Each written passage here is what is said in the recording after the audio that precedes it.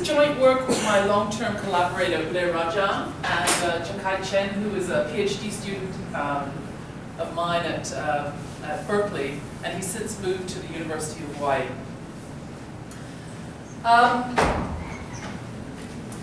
The thing that we're kind of interested in with this paper is just because we wanted to understand, we didn't understand, and we wanted to have some way of thinking about shadow banking. So this gives you a picture. It's from a New York Fed report. That basically, so on one axis there are trillions, and then over time, it gives you liabilities of the shadow bank and the bank. And essentially what's sort of interesting about this is just absolutely how massive these numbers are. To some extent, when you talk about numbers with the shadow banking sector, there's always a little bit of an issue because we're essentially talking about the part of the iceberg that's not sort of regularly reported and sort of very nice things are done with. So the data aren't, in the core reports.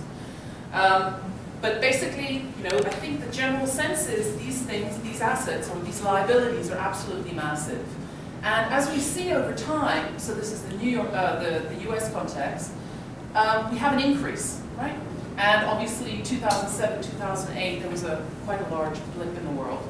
And so that's sort of downward a decline, but still sort of a massive run up in these things. So when you talk about shadow banking, or when we talk about shadow banking, what exactly do we mean? And pretty much we mean everything. So any kind of unregulated credit activities, right? Stuff that isn't under the general or the specific purview of the central bank or the regulators. So all the sort of complicated things that people dislike about finance, pretty much all those things we want to think of as being part of the shadow banking sector. And I think after the crisis, it became pretty clear that these things are potentially a source of instability. You could view them as being a source of instability just because the nature of the assets are perhaps more opaque, and if people have them in their portfolios, that could lead to losses. Those sorts of spirals that we thought about at the time. Right? You could also think of them as a source of instability if basically the banks are explicitly supporting them. Right? So this is something that we sort of worry about. Obviously, since the crisis, there's been a sort of massive increase or interest in this area of the economy. So there's a really, really good survey article by Tobias Adrian and Adam Ashcraft that sort of goes through some sort of institutional details of the shadow banking sector. There have been a couple of theory models, and the two that I want to really point out are by Guillaume Plantin and Ordonez.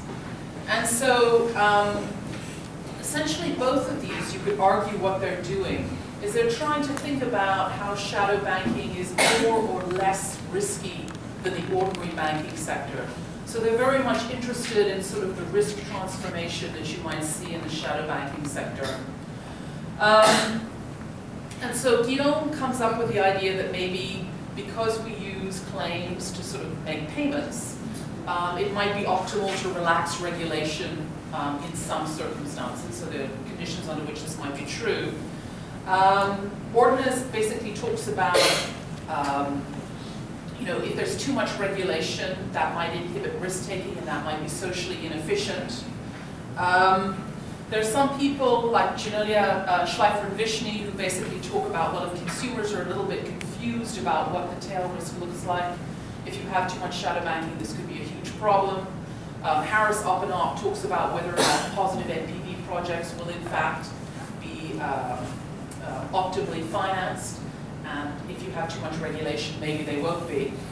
So the focus has very much been on whether or not we think that we're going to get sort of socially efficient outcomes in the presence of shadow banking and regulation. Before I sort of dive into exactly what we do and how we're thinking about the problem, there tends to be a sort of a very US-centric approach, partially because of data. But shadow banking is not just a US problem. So what this gives is, these are assets. So the first diagram I showed you was liabilities, but these are assets. So the blue ones are shadow banking, and the red ones are banking assets. And this is as a percentage of GDP. So instead of just absolute numbers, it's sort of scaled by how large the economy is. There's something really, really weird happening in Ireland. I have no idea what it is, but I guess there's something really weird is happening in Ireland. Okay. But anyway, so the shadow banking assets are not negligible in any country. How you define them basically will, more or less will affect, how large you sort of describe these things as being, but pretty much every country has some sort of exposure to the shadow banking sector. Right? And just as a sort of heads up, this is in 2015, right? This is not sort of pre-crisis. This is basically now. And it's sort of an ongoing concern. So what are we worried about? What do we kind of want to understand? Basically what we wanted to do is we want to think about, well, where do these assets and liabilities come from? And the pretty basic question, and it's going to be pretty basic, as you'll see, is just how does the cost of essentially getting financing for these assets, how does that affect shadow banking? Right? How does that affect assets that are on balance sheet and off balance sheet and the size of these things? If banks have a choice about where to put their assets, are they going to systematically choose a certain type of asset to go off balance sheet and some to go on balance sheet? So we would just sort of want to understand what that mix looks like. And finally, it's sort of the big question that we always kind of want to get back to is, well, how does that affect the real economy? Does this mean that bad things are going to happen or good things are going to happen? How do we want to think about it? So that's sort of the third question. So how are we doing it? How are we thinking about it? Well, as I said, the data can be a little bit complicated to get unless you're with the Financial Stability Board. So what we want to do is we just want to think about a framework about how a bank might make this decision. It's going to be super stylized. Banks are obviously very complex institutions, but we're just going to think about, just as a first cut, how do we want to think about these issues? So let's think about a world where there's a whole bunch of banks, so N of them. And what banks do is they lend. Right? They're risky projects. And a project is essentially defined by how successful, or if there's going to be, if the project is going to come up with a positive payoff. So we're going to have a very, very simple yes or no, high or not high, if you will. If the project is successful, and the probability it's successful is some X, right, then it pays off R, which is a positive amount. Otherwise, the whole thing blows up. But there's a continuum of them, so we don't have aggregate uncertainty. In addition, we're going to think about a world where some banks face good local conditions and some banks face bad local conditions. The difference between good or bad is essentially another shock. You can think about some banks as being fundamentally unstable because of how they're organized, because of other sorts of criteria. And that thing is going to essentially what we call theta. And just for simplicity, let's say that theta is less than 1 for bad banks, and theta is 1 for good banks. So basically, with good banks, you just really don't have to worry about there being some sort of mismanagement going on. With bad banks, you do. So that's sort of how we're thinking about it. So just in terms of, a picture paints 1,000 words, this is what the payoffs look like. You have to invest $1 in each of these projects, and then with probability X, it pays off the high amount, and with probability, complementary probability, it pays off the low amount. This theta thing is essentially this extra hit that a bank could face. If it's a good bank, this extra hit basically isn't there, so it's just 1, so it just disappears. The only thing you care about is the underlying project. If it's a bad bank, this extra hit has got bite. If you want to think about a world where absolutely no financing costs, so no frictions whatsoever, all the markets just move smoothly and money flows, then the frictionless NPV is just basically this expected payoff minus the cost, and the cost is 1 for every project. Now there's not just one project. Banks face a continuum of projects. There's a whole bunch of them. And so all the projects are just indexed by the probability that they're going to succeed. So they go between 0 and 1. How many of each type of project, so type defined by how, the individual success probability, well, that just sort of depends on what kind of distribution we've got going on. But it's just something, right? So there's a whole bunch of projects, and they're that differ in the probability of success. How do the good and bad local states affect those pictures? Well, essentially the good and the bad local state just says, if you want to think about what the NPV of each of these projects looks like, so this is the NPV with no frictions, and these are just the success probability of the projects that indexes them. Well, if the bank is in a good state, so it doesn't have to worry about this sort of extra risk, if you will, there's just going to be some NPV. Higher NPVs are associated with higher success probabilities. Whereas if the bank is in a bad state, essentially what that does is it depresses all the NPVs, right? Because there's just some chance that horrible things are going to happen. Right? So we have all the possibilities of a bank that's in a bad state. And once again, this other extra probability hits all the bank's projects. So everything gets wiped out at the same time. So here I'm making a big fuss about no frictions. And as people frequently say, most of the interesting things in life have frictions or associated with frictions. And what's the friction here? Well, basically the friction here is that banks have to get financing from somewhere. And the reason why banks have to get financing from somewhere, we just assume, they have limited equity and it's really expensive to raise equity. So what they've got to do is they've essentially got to go out and raise money to invest in these NPV projects. And there are two ways that a bank can raise money. One, they can do it in the light. They can essentially raise money and put these assets on balance sheet, be visible, they can be regulated. Or they can essentially raise money from a shadow sector, which we're thinking about hedge funds essentially. Basically we're thinking about relatively powerful large money suppliers who are going to extract some rents from the banks. The difference between these two is essentially going to be how they affect the marginal payoff of a project. So what have we got? Well, if you raise money on balance sheet, the investors, who basically see everything on the balance sheet, are going to require an expected return of RD. The actual payoff that they get in each state will differ, obviously, depending on the success probability. But in expectation, they require RD.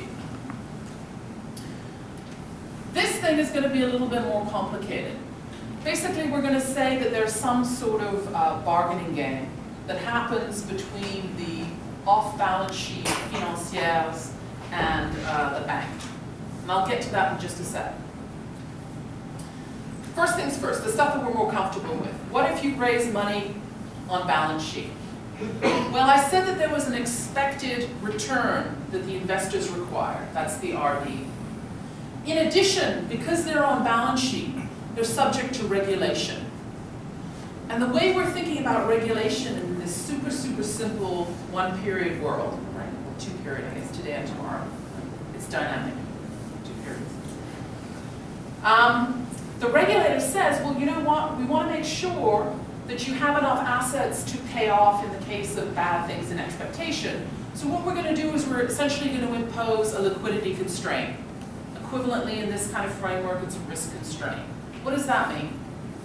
That means if you want to raise money and put it in one of these risky projects, you have to reserve a small amount of money and put it in a totally safe asset. Effectively, what a regulation like that does, which is equivalent to either, you can think about it as a liquidity restriction or a risk restriction, Essentially what it does is it says that if you want to invest $1 in any project, you actually have to raise more than $1. Why? Because some of that extra money you can think of as having to go into this safe asset. So regulation you can think of as essentially being like a little bit of a tax that increases the cost of financing for on-balance sheet assets. So the proportion that you have to put in this safe asset we're calling alpha, and basically you have to always raise a little bit more than $1 if you want to invest $1, just because of this regulatory constraint. So what is that? How does that affect the bank's choice? Well, if you think about, once again, this is the NPV with no frictions, and you think about the success probability of the projects, there's going to be some NPV that sort of describes what the payoff is for each of these projects. Well, basically, the bank that knows it has to pay in expectation RD. In addition, it has to raise an extra amount of money to put into the safe asset. Essentially has some threshold that's the effective cost of capital if it goes on balance sheet. And that's going to determine, well, that's going to determine the threshold project that the bank is willing to undertake if it goes on balance sheet. It's just a cost-benefit thing. It makes this NPV, this surplus, and hey, you know, there's actually this sort of implicit fixed cost of getting that surplus. Balancing these two things is going to determine the marginal project for it. What about off-balance sheet? Well, off-balance sheet is going to be a little bit more complicated. Instead of just going out to a large market and say, hey, I want to sell these assets, let's figure out what the price is. Basically, the market we're thinking is small, it's opaque, and we're thinking basically of a situation where all the parties have some power. So typically in a large financial market, we think, you know, nobody particularly has power. But here we do. And so, how do we determine it? Well, essentially, we're thinking in a very stylized way. We're thinking about a two-period bargaining game. And there are going to be two variables that I just want to really flag right now. One, what else the hedge fund could use besides investing in this sector? I'm going to call that omega H. Right? So this is the outside option of the hedge fund if they don't invest with the bank. The other thing that's going to be really important is a variable that I call beta. Basically, beta is going to capture whether or not the banks have more bargaining power or the hedge funds have more bargaining power. Why would this change over time? Why is this a reasonable variable? If you think about people talking about, you know, the global savings glut, whatever that might be, basically you're talking about people who are really, really looking to have some sort of investment vehicle. Right? So you could think about this as essentially being more cash than there are projects. And so this beta captures the bargaining power between the bank and the hedge funds, but it also essentially captures which one is in scarcity, or relative scarcity. So before anyone criticizes me for having a complicated bargaining game, or just sort of throwing it into what is a super simple model, I just want to basically say, well, if Goldman Sachs can do it, so can I. This is fantastic, I love this. This is the structural diagram of basically the really, really famous abacus SPV that was registered in the Cayman Islands. So just, I mean, we're, you know, I'm being a little bit facetious, but I'm basically saying, you know, these are relatively complex instruments, and the markets are relatively complex, right? These are not sort of openly exchange traded or something simple. So what does the game look like? Well, basically it's super simple. In the first period, basically the bank offers the hedge fund some percentage of the surplus that they're going to get from any individual projects. You said there was a frictionless NPV, so essentially the bank is saying, hey, I'm going to give you some percentage of it. And two things can happen. The hedge fund can say sure, in which case they get the offered payments, or the hedge fund can say no, forget it, I don't like it.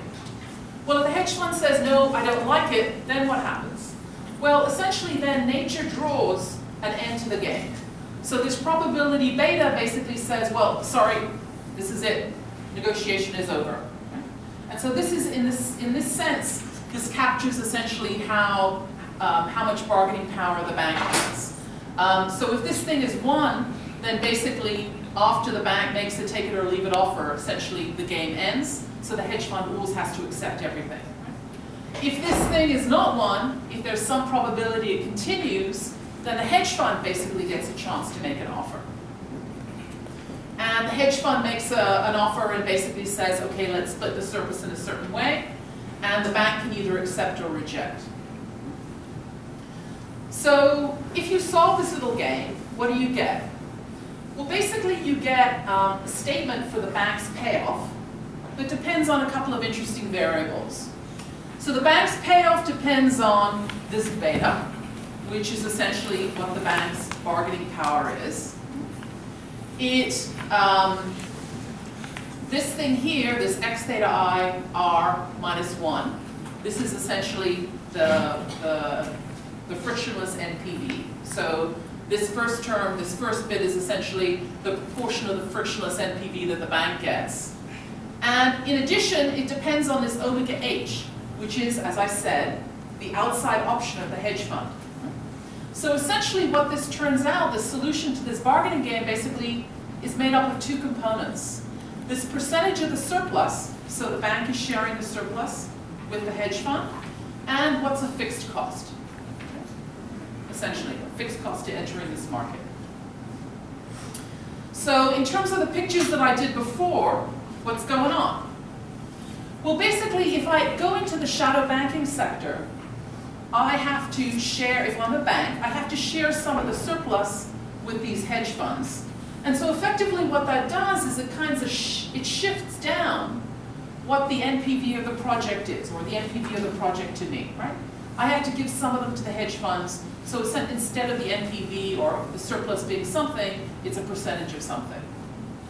In addition, there's this fixed cost component, and this is going to determine which project the bank finds useful to invest in. So what have we got? We've basically got a whole bunch of projects, and we've got a cost to going on balance sheet and a cost to going off balance sheet. And now we can start doing things. So what can we do?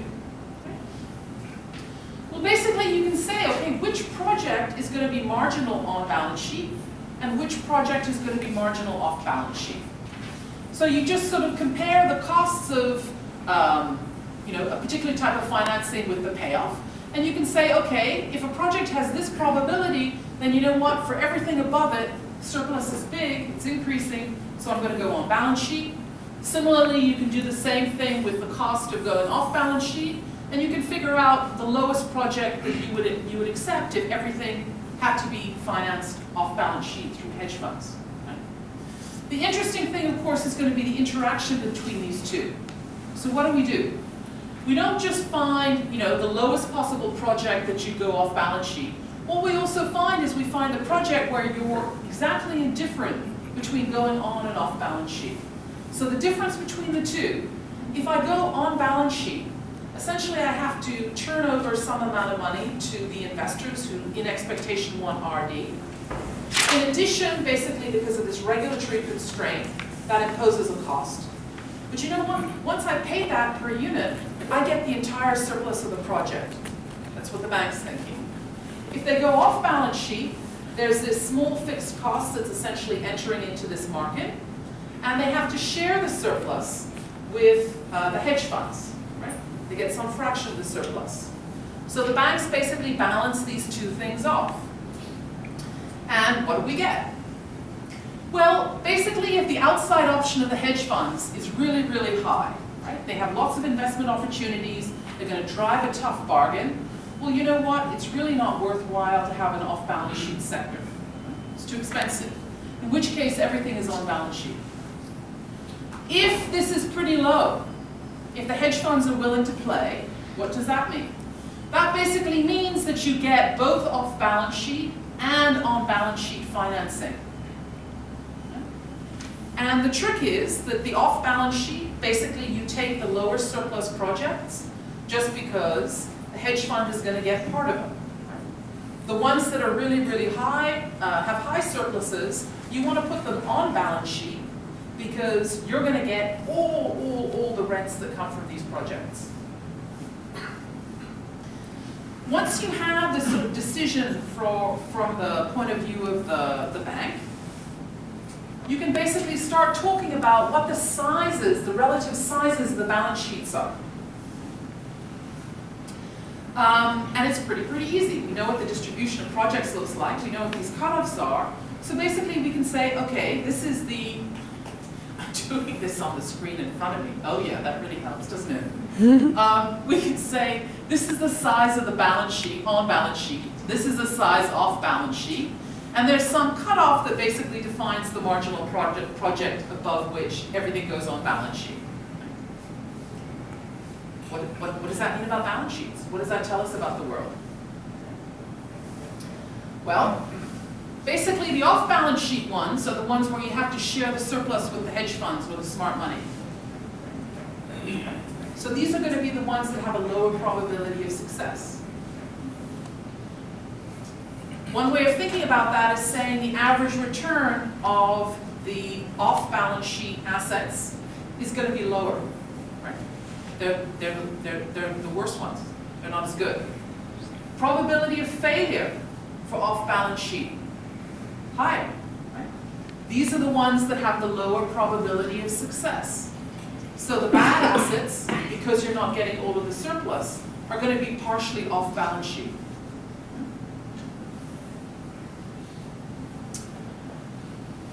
We can think about what happens if a bank is fundamentally good and a bank is fundamentally bad. So we call these the good and the bad local states. This is the theta variable.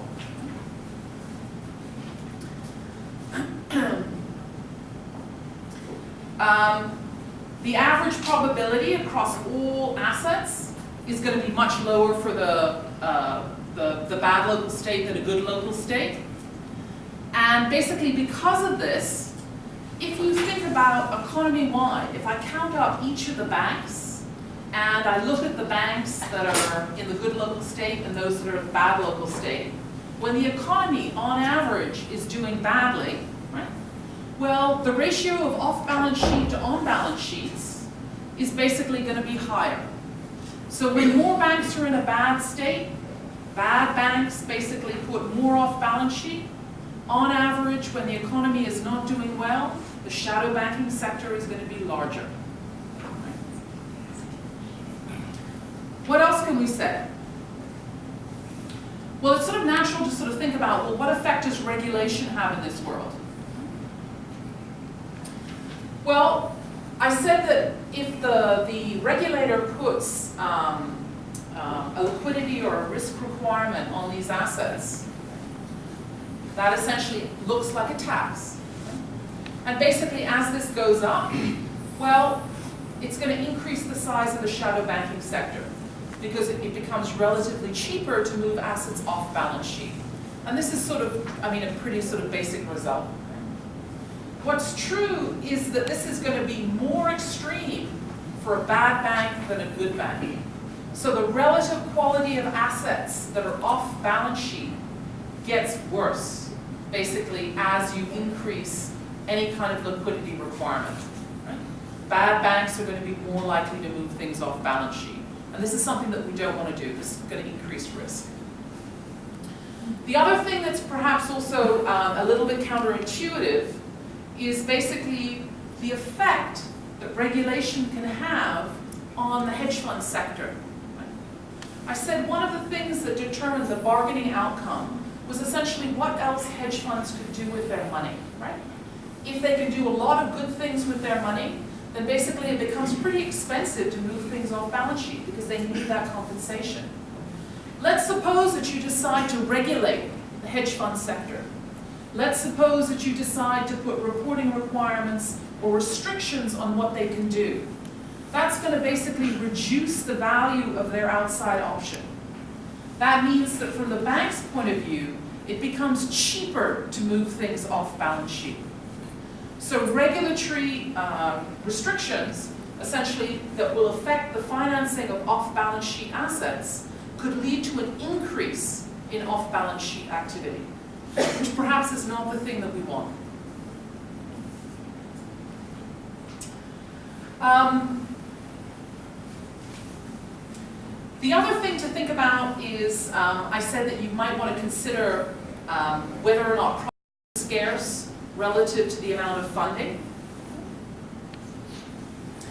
As you increase this beta, which is essentially the bargaining power of the bank,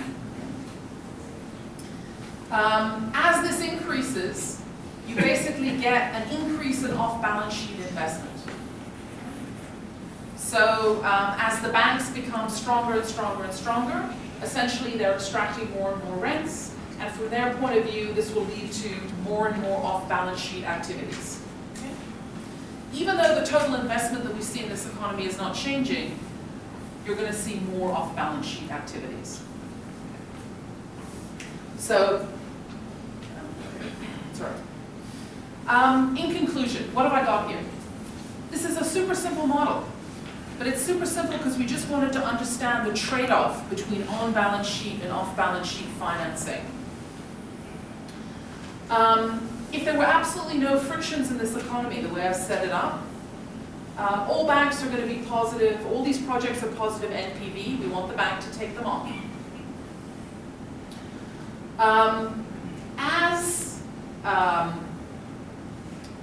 Some banks have good local states, some banks have bad local states.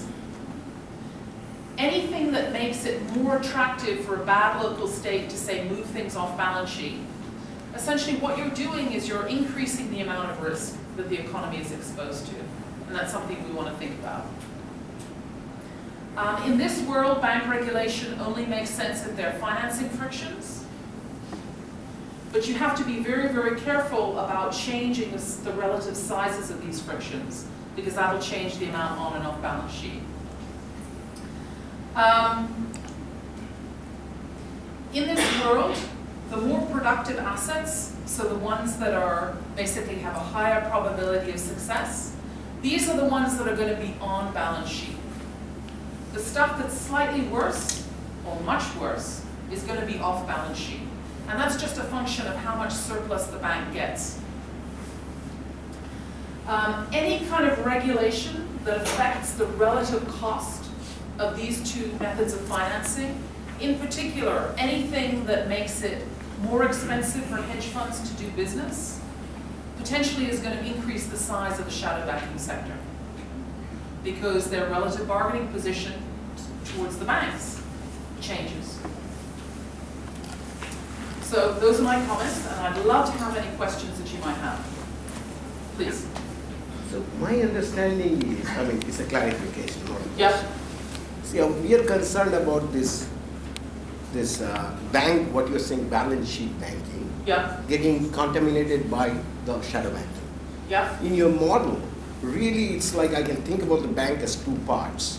Yeah. You know, like universal banking, I have a investment banking, I have a commercial banking. Yeah. So long my investment banking activities, which is you are calling shadow banking, is not affecting my commercial banking activity, which is balance sheet activity, I'm fine. I'm not concerned about whether hedge funds are losing money because I'm taking excessive risk, because the hedge funds know how to save their finances or their pockets. Our concern is that small depositors are getting contaminated by such shadow banking activity. In your model, I did not explicitly, I came in late, I apologize, see a channel that kind of transfer shadow banking risk to the balance sheet risk, because that is the concern of the policymakers, that we don't want to do this because that might lose faith in banking system, and that has devastating consequences. So how do you future, I think some things can be done here. You might want to see that the priority rule breaking might be obvious in this case, that you pay the hedge funds whatever the assets are left, that might have a contaminating effect on the balance sheet idea. So that's my because the banking, I teach banking, I don't do research. This is our concern. Our concern is save the small investors. They don't want to lose faith, and they don't go by this shadow banking channel at all. So in this framework, there's a basically implicitly why the regulation insists that a certain number of assets are in safe assets is just to ensure that basically conditional on default, the banks can pay back their creditors, right? And the creditors in this case, on balance sheet, are going to be the small guys, right? So these are the people that you're worried about. You can think about these as depository institutions. So why we worry about shadow banking is basically if some of the assets are held off balance sheet, then basically there are going to be losses that come about as they're the less productive assets. And these could potentially contaminate the on-balance sheet activity. So that's there in your possibility. It is there, yeah, yeah. Not the focus, but it's there. Okay. Any more questions? So how much shadow banking is actually conducted with hedge funds, and how much is it conducted among banks themselves?